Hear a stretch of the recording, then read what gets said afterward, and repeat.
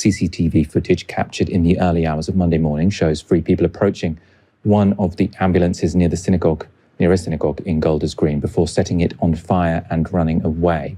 The Met Police are treating the incident as an anti-Semitic hate crime. They've said it has not yet been declared a terrorist incident, although counter-terror officers are involved.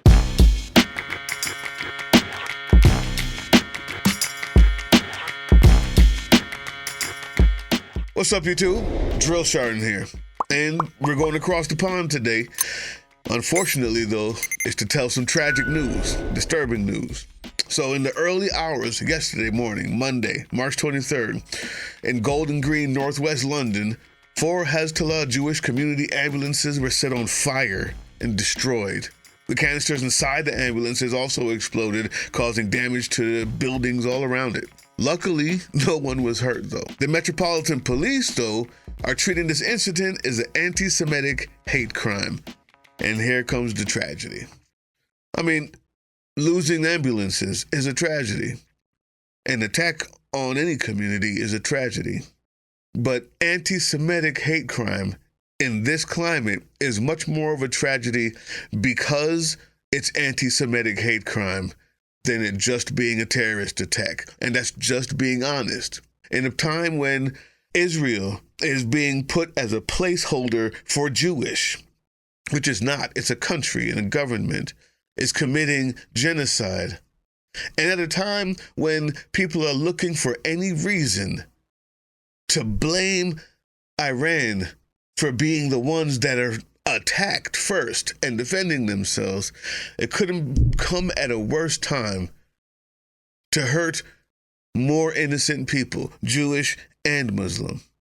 That's why this is a tragedy. That's why it's a tragedy, even though no one was injured.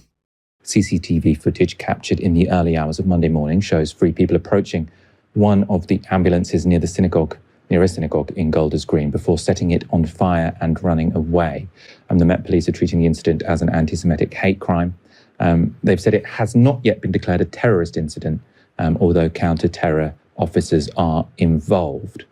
The ambulances were owned by Hatzola, which is a volunteer-led Jewish charity that provides free medical transport and emergency services for local residents.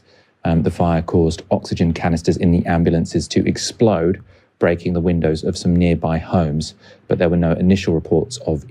Yep. So Hatzola is Hebrew for rescue. The organization serves the whole community. It originated in New York in the 60s and was set up in London in the late 70s after members of the Jewish community died waiting for ambulances. Now, the Golden Green Hatzola serves about a 2.8-mile radius, which means it's a quick response time. That's really quick response time, if I'm honest. It's run by volunteers. Anyone within the vicinity can call and get an emergency triage response. Anyone. So please withhold your "why is it only for them" comment in the bottom and save your Jewish hate and your anti-Semitism for another fucking channel. The local community sees this as an attack on the heart of the Jewish community in Golders Green. 49% there are Jewish. The community members have said that they have been left feeling vulnerable and frightened after a rise in anti-Semitic attacks. But there's more. Last month, 2 men who pledged allegiance to Islamic State were jailed for plotting an attack on the synagogue. And this comes after the attack in October on Yom Kippur in Manchester, when 2 assailants were killed by police after driving a car into a crowd and then stabbing people outside the synagogue in Manchester. This attack, however, people of YouTube, has been considered an anti-Semitic hate crime, not terrorism. The Metropolitan Police are currently investigating an Iranian group called Harakat Ashab al-Yamin al-Islamia. The Israeli Ministry of Diaspora Affairs and Combating Antisemitism have stated that this is a new group with suspected links to pro-Iranian networks. Well, if Israel says it, then it must be true.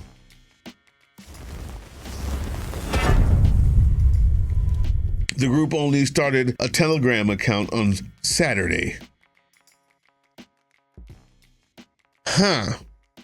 Needless to say, there's a lot of information that needs to be had, and there's not a lot of information about them. They started on Saturday, did they? Here's the thing. This group reportedly has claimed responsibility for other attacks in Belgium and the Netherlands recently. But at the moment, the Metropolitan Police are still investigating, and the UK security services have cautioned against a rush to tie Iran to the latest attack. It hasn't been deemed a terrorist attack yet. That's why that was important. One is political, one is racial or ethnic. When it's terrorism, it has to be political. And the rush to call this terrorism would be the second tragedy of this whole thing. Besides the fact that the anti-Semitism going around can be directly tied to the biggest anti-Semitic group in the world, called the Israeli state, that makes themselves the arbiter of Jewishness, of an entire religion, while bombing and genociding entire countries. And now they're in Lebanon. They've picked our bird brain president and convinced him that he needs to be going bombing other places so he can feel like his little mushroom has grown just a couple more inches. But the more important part, the tragedy is the UK police department doesn't even believe the people who said that they did it, because they're thinking the same thing I am. Are you? Let me break it down to you. If this was a false flag done by the state that it was in, i.e. the UK, more than likely it would have been done in such a way that they didn't just invent their Telegram page on Saturday. This reeks of a stupid, ignorant, low-class, low-IQ wannabe intelligence agency that hypes itself up on biblical principles but never reads it. This sounds like America right now. This sounds like a baby child playing G.I. Joes with no plan. If this was a false flag, I don't think it would be their false flag. I don't think it would be something the UK is doing. That's what I'm saying. If it's just Islamic hatred towards Jewish people, well, take a number, take a year. That's happened.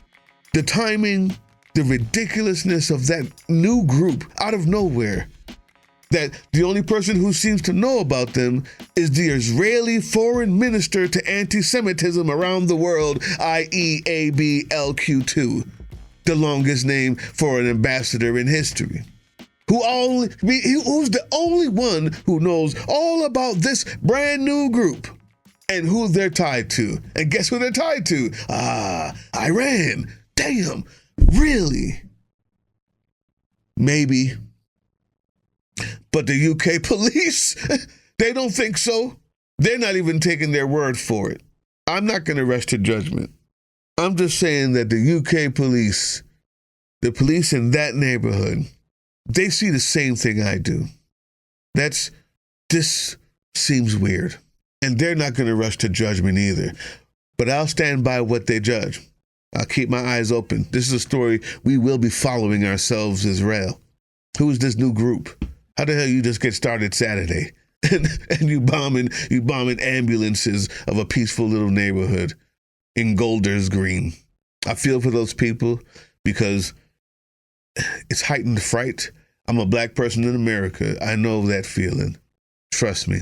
It's a disgusting situation that one country has hijacked an entire religion, putting everyone else in that religion at risk, as if they weren't already, as if they don't have that country because of the risk that was already there, and they're heightening it whilst destroying the lives of people in every other country and every other religion at the same time.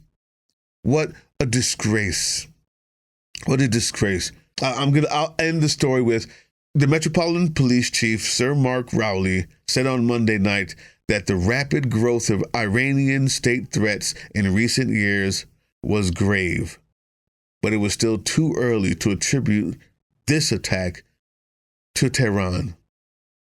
So I also hope that you wait before, come on, wait before coming to that judgment as well.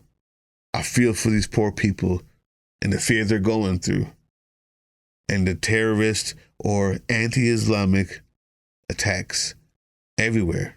But there's a lot more to this story that I need to find out. We will be on this.